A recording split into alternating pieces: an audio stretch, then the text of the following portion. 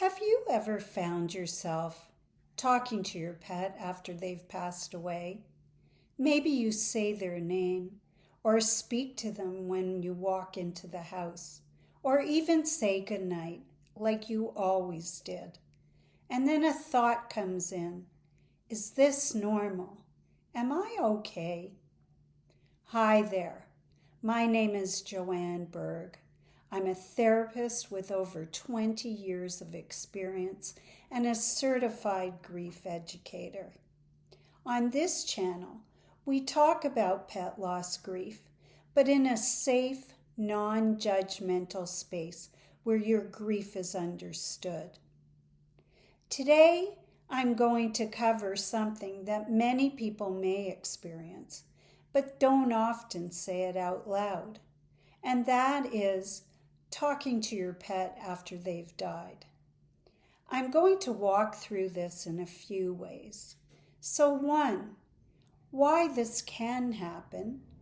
2, what it means emotionally. 3, client experiences because they wanted to share. 4, what research tells us. And 5, how this can be a stress response. And 6, what can help? And the first thing I want to stress is no, there's nothing wrong with you. This is the normal part of the grieving process. So why can this happen?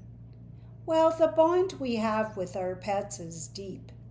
They are part of our daily lives, our routines, our homes, our emotional world. So when they're no longer physically here, your mind and heart don't just turn that off. Talking to them can feel natural. What does it mean emotionally? When you talk to your pet, you may be expressing love, missing them a lot, I've been there, continuing a connection, or trying to make sense of the loss. Sometimes it's just simply, I miss you. I wish you were here. These are not signs, as I said before, that something is wrong. These are signs that your bond mattered. So here are some client experiences that they wanted to share, with my permission, of course. These are examples from a few clients, and let's see if your experience is the same, or it may be slightly different, and that's okay too. So with client example 1, they said, I still say goodnight to him every night.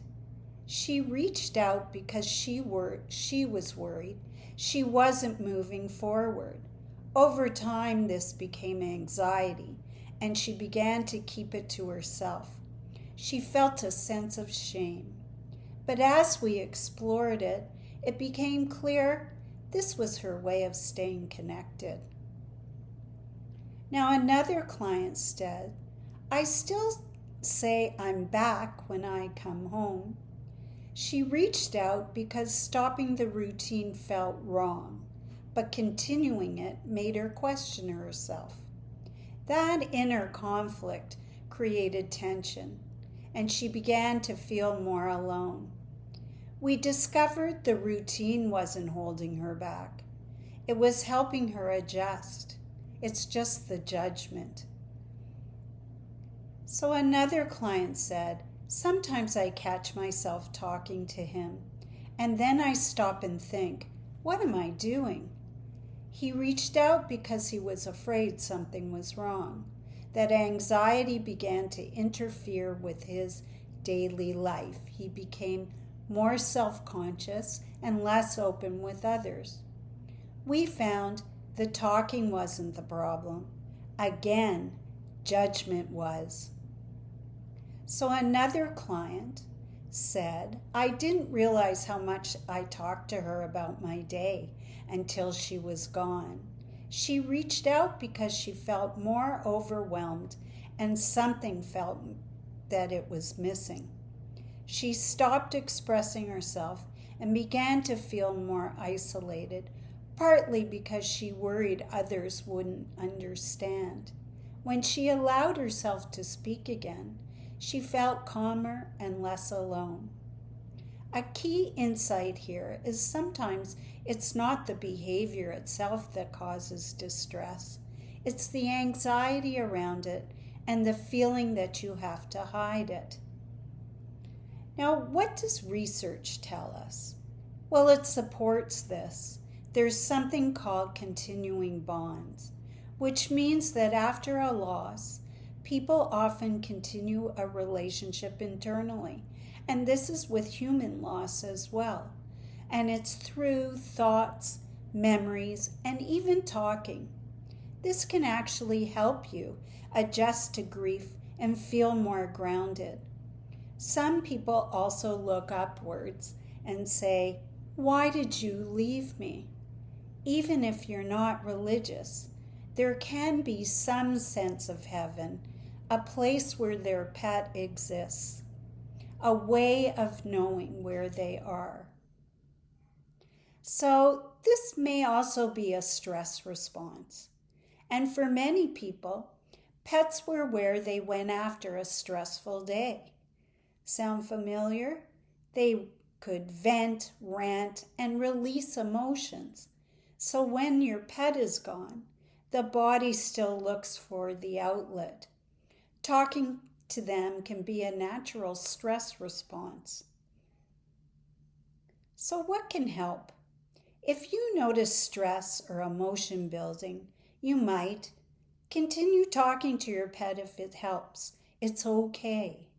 Write to them, speak out loud, create small rituals that I've talked about in other videos. Allow yourself to release what you are holding in. That's what stress is all about, is keeping it inside. The goal is not to stop this, but to understand it and allow this response and the talking to your pet to support you without tension. You are not talking to your pet because something is wrong. You are talking to your pet because you love them, and that love continues. Now, if you're feeling uncomfortable and isolated, please reach out to me. It only takes a couple of sessions. To my website, petlossandbereavement.com, or my email, joannebergen1@gmail.com, and we'll set up some time and let's sort it out together. Now, if you're watching this video today, please subscribe and comment. Take care and see you next time.